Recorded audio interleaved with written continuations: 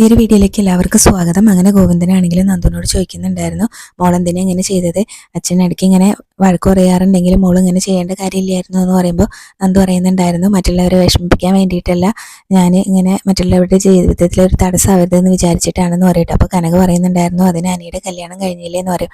കല്യാണം കഴിഞ്ഞാലും അനിയുടെ അനാമികയുടെയും ജീവിതത്തിൽ ഞാനൊരു സംസാര വിഷയമാവരുത്, അതുകൊണ്ടാണ് അങ്ങനെ ചെയ്തത് എന്നൊക്കെ പറയൂട്ടോ. മോൾ എപ്പോഴാണ് അവിടുന്ന് പോകുന്നതെന്നൊക്കെ ചോദിക്കുന്നുണ്ടായിരുന്നു കനക. അപ്പം ഞാൻ അവിടെ ഇങ്ങനെ പയ്യനെ സ്വീകരിക്കുന്ന സമയത്ത് അവിടുന്ന് നമ്മുടെ കുടുംബക്ഷേത്രത്തിലേക്ക് പോയി, എന്നിട്ട് ദൈവങ്ങളോടൊക്കെ അനുവാദം ചോദിച്ചിട്ടാണ് ഞാനിങ്ങനെ ചെയ്തതെന്നൊക്കെ പറയാൻ കേട്ടോ. പിന്നീട് ഇനി മോളിങ്ങനെയൊന്നും ചിന്തിക്കരുത് എന്നൊക്കെ അവർ പറഞ്ഞ് മനസ്സിലാക്കി കൊടുക്കുന്നുണ്ടായിരുന്നു. അപ്പോൾ നന്ദു ചോദിക്കുന്നുണ്ടായിരുന്നു, നിങ്ങൾ കല്യാണം കഴിഞ്ഞിട്ടാണോ പോകുന്നതെന്ന് ചോദിക്കട്ടെ, താലികെട്ട് കഴിഞ്ഞിട്ടാണോ പോകുന്നതെന്ന് ചോദിക്കുമ്പോൾ ഗോവിന്ദൻ പറയുന്നുണ്ടായിരുന്നു, താലികെട്ട് കഴിഞ്ഞിട്ടാണ് ഞങ്ങൾ ഈ കാര്യം അറിഞ്ഞത്. ആദ്യം രാകേഷ് വന്നാണ് നയനമോളോട് കാര്യം പറഞ്ഞത്. അതറിഞ്ഞ ഉടനെ തന്നെ ആദ്യം ആദർശമോനും നയനമോളും അല്ലേ ഇങ്ങോട്ട് വന്നത്. അവർ വന്ന ശേഷമാണ് ഞങ്ങൾ ഇങ്ങോട്ട് വന്നത്. എന്തായാലും ആദർശമോൻ്റെ മുത്തശ്ശനോട് പോലും ഈ കാര്യം പറഞ്ഞിട്ടില്ല, മോളിങ്ങനെ ആത്മഹത്യക്ക് ശ്രമിച്ചു എന്നുള്ളത്. ഈ ഹോസ്പിറ്റലിൽ ആദർശമോന് അത്യാവശ്യം പിടിപാടുള്ളതുകൊണ്ട് മറ്റാരും ഇത് അറിഞ്ഞിട്ടില്ല. മോളുടെ മറ്റൊരു വീട്ടിലേക്ക് പോകേണ്ട കുട്ടിയല്ലേ, അതുകൊണ്ട് ഇത് ആരെങ്കിലും അറിഞ്ഞാലും മോശമല്ലേ എന്നൊക്കെ ഇങ്ങനെ പറയാണ് കേട്ടോ. പിന്നീട് മുത്തശ്ശനോടും പറഞ്ഞിട്ടുണ്ടായിരുന്നില്ലല്ലോ, അതൊക്കെ പറയുന്നുണ്ടായിരുന്നു. എന്തായാലും ആദർശമോനും നയനമോളും അങ്ങനെ മുത്തശ്ശനോട് പറയണ്ടെന്നല്ലേ പറഞ്ഞിട്ടുള്ളതെന്നൊക്കെ പറഞ്ഞ് അങ്ങനെ സംസാരിക്കുകയാണ് കേട്ടോ. പിന്നെ അത് നന്ദു ചോദിക്കുന്നുണ്ടായിരുന്നു, അനി ഹാപ്പി ആണോ എന്ന് ചോദിക്കും കേട്ടോ. അപ്പോൾ ഗോവിന്ദനും കനക ഇങ്ങനെ മുഖത്തോട് മുഖം നോക്കിയിട്ട് ഇങ്ങനെ പറയുന്നുണ്ടായിരുന്നു. കനക പറയൂ കേട്ടോ, കുഴപ്പമൊന്നുമില്ല എന്നിങ്ങനെ പറയുകയും ചെയ്യും. അപ്പം നന്ദു ആണെങ്കിലും ആകെ വിഷമിച്ച് ഇങ്ങനെ കിടക്കുകയാണ് കേട്ടോ. പിന്നീട് അനാമികയൊക്കെ വീട്ടിലേക്ക് പോകാനായിട്ട് ഇങ്ങനെ ഇറങ്ങുകയാണ്. അപ്പോൾ ആ സമയത്ത് അനാമികയുടെ അമ്മയ്ക്കൊക്കെ ഭയങ്കര വിഷമമാണ് കേട്ടോ. അപ്പോൾ ദേവേനി ഇങ്ങനെ പറയുന്നുണ്ടായിരുന്നു, ഒറ്റ മോളായതുകൊണ്ട് മോളെ പിരിഞ്ഞിരിക്കുന്നതിൽ നിങ്ങൾക്ക് വിഷമം കാണുമല്ലേ. എന്തായാലും അപ്പോൾ ആ സമയത്ത് ചലിച്ച് പറയുന്നുണ്ടായിരുന്നു, അതിനെന്താ, രണ്ട് വീടും തമ്മിൽ അധികം ദൂരമൊന്നും ഇല്ലല്ലോ, എപ്പോഴും വേണമെങ്കിലും വരാലോ എന്നൊക്കെ ഇങ്ങനെ പറയുകയാണ് കേട്ടോ. പിന്നെ ദേവേനിയാണെങ്കിലും പറയുന്നുണ്ടായിരുന്നു, അങ്ങനെ വിളക്ക് കൊടുത്ത് സ്വീകരിക്കേണ്ടത് ജാനകിയല്ലേ, അപ്പോൾ ഞാൻ ജാനകീനെ കൊണ്ട് പോകാമെന്ന് പറയുമ്പോൾ മുത്തശ്ശി പറയും നയനമോളെയും കൂട്ടിക്കോ എന്ന് പറയുന്നുണ്ടായിരുന്നു കേട്ടോ. പിന്നീട് അനാമിക അവരെ അങ്ങ് പോകുന്ന സമയത്ത് അനാമികയാണെങ്കിലും ഭയങ്കര വിഷമത്തിൽ ഇങ്ങനെ നിൽക്കുകയാണ് കേട്ടോ. അപ്പോൾ അതുപോലെ തന്നെ അനാമികയുടെ അമ്മ ഇങ്ങനെ പറയുകയും ചെയ്യുന്നുണ്ടായിരുന്നു, മോള് പോകുന്നത് എൻ്റെ ഒരു കൈ പോകുന്ന പോലെയാണ് എന്നൊക്കെ ഇങ്ങനെ പറയണം. അപ്പോൾ അനാമികയുടെ അച്ഛൻ പറയും, ഇനിയിപ്പോൾ ഈ വിഷമമൊക്കെ മാറാൻ കുറച്ച് സമയം എടുക്കും എന്നൊക്കെ ഇങ്ങനെ പറയുകയാണ്. അപ്പോൾ ജയിനൊക്കെ പറയുന്നുണ്ടായിരുന്നു, നാളെ നിങ്ങൾ വീട്ടിലേക്ക് വരില്ലേ എന്നൊക്കെ ചോദിക്കാനുണ്ട്. അപ്പോൾ തീർച്ചയായിട്ടും വരും എന്നൊക്കെ ഇങ്ങനെ പറയുകയും ചെയ്യുന്നുണ്ടായിരുന്നു.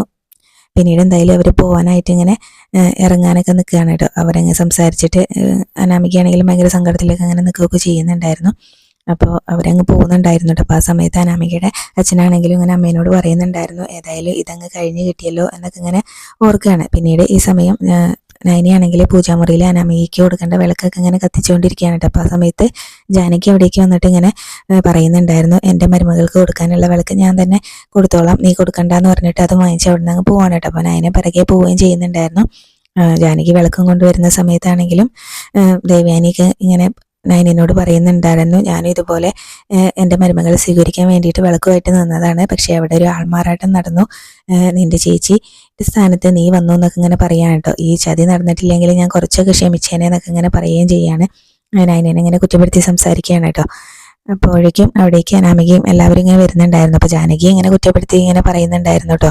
ആ സമയത്ത് ദേവയാനിക്കൊക്കെ ഭയങ്കര ഒരു സംശയമാണ് കേട്ടോ. അപ്പോൾ ജാനകി ആണെങ്കിലും അനിയനെ ഇങ്ങനെ സപ്പോർട്ട് ചെയ്തിരുന്നത്. അപ്പോൾ ഇങ്ങനെ ദേവയാനി ചോദിക്കുന്നുണ്ടായിരുന്നു, ഇവിടെ എന്തൊക്കെയോ നടന്നിട്ടുണ്ട്, ഇങ്ങനെ ഇന്നലെയും ഇങ്ങനെ ആദർശം ഇങ്ങനെ അനിയനെ അടിച്ചല്ലോ, അത് മറ്റെന്തോ കാരണം കൊണ്ടാണ്, എന്തെങ്കിലും ഉണ്ടെങ്കിൽ തുറന്നു പറയുന്നതൊക്കെ ഇങ്ങനെ ജാനകിനോട് ദേവയാനി പറയുന്നുണ്ടായിരുന്നു. അപ്പോൾ ഇന്നത്തെ സന്തോഷം കളയാൻ ഞാൻ എന്തായാലും ഇല്ല എന്നൊക്കെ പറഞ്ഞിട്ട് ജാനകി ഒരു കാര്യം പറയുന്നില്ല കേട്ടോ.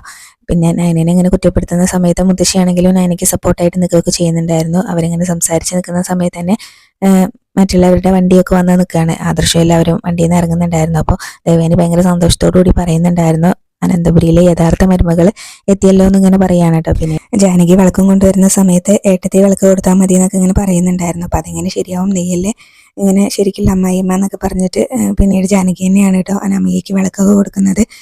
വിളക്ക് ഇങ്ങനെ കൊടുക്കുന്ന സമയത്ത് ദേവയാനി പറയുന്നുണ്ടായിരുന്നു, മോളെ വലതുകാല് വെച്ച് കയറിക്കോ, ഇങ്ങനെ വിളക്ക് അണയാതെ സൂക്ഷിക്കണം കേട്ടോ എന്നൊക്കെ ഇങ്ങനെ പറയാണ്. അനാമിക എന്തായാലും വലതുകാലൊക്കെ വെച്ച് കയറുന്നുണ്ടായിരുന്നു. കയറി നിന്നിട്ടാണെങ്കിലും ഇങ്ങനെ പിന്നെ നയനെ അതുപോലെ തന്നെ ഒക്കെ ഇങ്ങനെ കുറ്റപ്പെടുത്തിക്കൊണ്ടാണ് കേട്ടോ ഓരോ കാര്യങ്ങളും ഇങ്ങനെ പറയുകയൊക്കെ ചെയ്യുന്നത്. അതിൻ്റെ കൂടെ ജാനകിയും കൂടുന്നുണ്ടായിരുന്നു.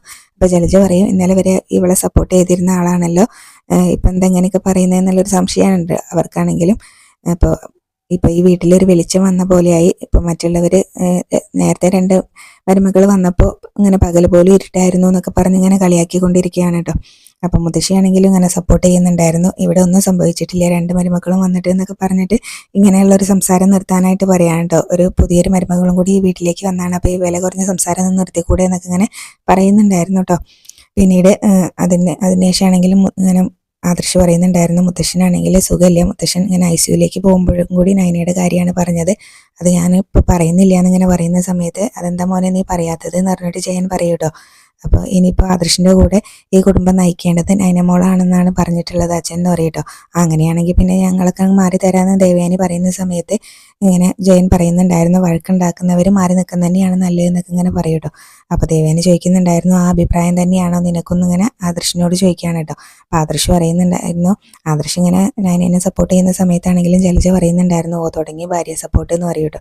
ദേവയാനി പറയുന്നുണ്ടായിരുന്നു, അത് ഈ ഇടയ്ക്ക് ഇപ്പോൾ കുറച്ച് കൂടുതലാണെന്ന് പറയും. പിന്നീട് ഇങ്ങനെ ആദർശിനോട് നീയോ അതേ അഭിപ്രായക്കാരനാണെന്ന് ചോദിക്കുമ്പോൾ ആദർശ് പറയുന്നുണ്ടായിരുന്നു, ഭാര്യയുടെ കൂടെ നിന്ന് അമ്മേനെ തള്ളി പറയണമെന്ന അഭിപ്രായമൊന്നും എനിക്കില്ല, പക്ഷേ ഇങ്ങനെ അമ്മമാർ മനസ്സിലാക്കണം, അമ്മമാരെ പോലെ തന്നെ ഭാര്യയ്ക്കും ഇങ്ങനെ സ്ഥാനം ഉണ്ട് എന്നുള്ളത് മനസ്സിലാക്കണം എന്നൊക്കെ പറഞ്ഞിട്ട് അങ്ങ് പറയാനുണ്ട്. അപ്പോൾ അത് ദേവയാനിക്കും ആർക്കും അങ്ങ് ഇഷ്ടപ്പെടുന്നൊന്നുമില്ല കേട്ടോ, ജാനകിക്കൊന്നും. പിന്നെ എല്ലാവരും അങ്ങ് അകത്തേക്ക് പോവുകയും ചെയ്യാണ്. ജലജയാണെങ്കിലും ഈ സമയത്ത് ദേവയാനിയോട് ഇങ്ങനെ ഓരോന്ന് പറയുന്നുണ്ടായിരുന്നു, അവൾ നന്നായിട്ട് ഇങ്ങനെ ആദർശിനെ ബ്രെയിൻ വാഷ് ചെയ്തിട്ടുണ്ട് എന്നൊക്കെ ഇങ്ങനെ പറയാനുണ്ട്. അപ്പോൾ അതും കൂടെ കേൾക്കുമ്പോൾ ദേവയാനിക്ക് ആകെ ഒരു സങ്കടമാവുന്നുണ്ട്. പിന്നീട് അനാമിക പൂജാമുറിയിൽ വിളക്കൊക്കെ കൊണ്ടുവച്ചിട്ട് രണ്ടുപേരും കൂടെ അനിയും അനാമികയും കൂടെ നിന്നിട്ട് പ്രാർത്ഥിക്കുന്നുണ്ടായിരുന്നു. അനാമികയാണെങ്കിലും മനസ്സിലിങ്ങനെ പ്രാർത്ഥിക്കുന്നത്, ഇപ്പം ഇന്നത്തെ ഈ താലികെട്ട് കഴിഞ്ഞ പോലെ തന്നെ എനിക്ക് എൻ്റെ അച്ഛൻ്റെ കടങ്ങളൊക്കെ വീട്ടാൻ സാധിക്കണേ എന്നൊക്കെയാണ് കേട്ടോ ഓർക്കുന്നത്. അനിയുടെ മുഖത്താണെങ്കിലും ഒരു സന്തോഷമില്ല. അനി പെട്ടെന്ന് തന്നെ അവിടെ നിന്ന് മാറുകയും ചെയ്യുന്നുണ്ടായിരുന്നു.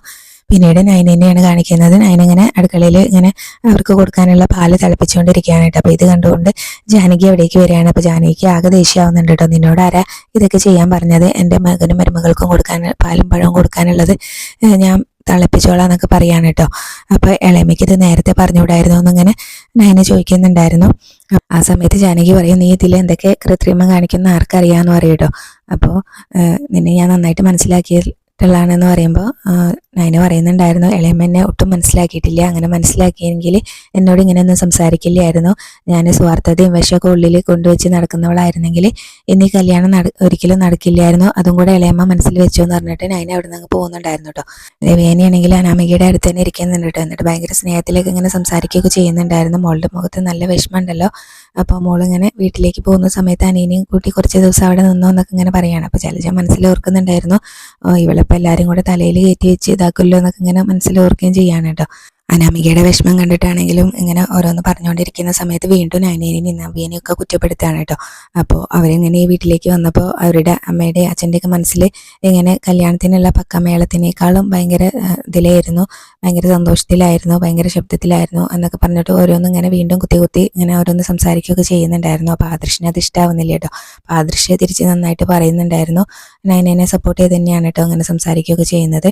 അപ്പോൾ നവ്യയുടെ കാര്യം എങ്ങനെയാണെന്ന് എനിക്കറിയില്ല, പക്ഷേ നയന നന്നായിട്ട് തന്നെയാണ് മുന്നോട്ട് പോകുന്നത് എന്നുള്ളതിൽ നയനെ നന്നായിട്ട് മനസ്സിലാക്കിയിട്ടുണ്ട് എന്നുള്ള രീതിയിലേക്കാണ് കേട്ടോ സംസാരിക്കുന്നത്. മുത്തശ്ശി ഇങ്ങനെ സംസാരിക്കുന്നുണ്ടായിരുന്നു.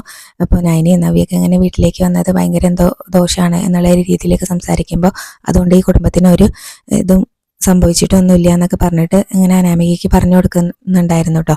മോളിങ്ങനെ നയനമോളെ കണ്ടിട്ട് വേണം പഠിക്കാൻ, നയനമോള് ഈ വീടിൻ്റെ വിളക്കാണെന്നൊക്കെ പറയും. അപ്പോൾ അനാമികയ്ക്ക് അതൊന്നും വലിയ ഇഷ്ടാവുകയൊന്നും ചെയ്യുന്നില്ല കേട്ടോ.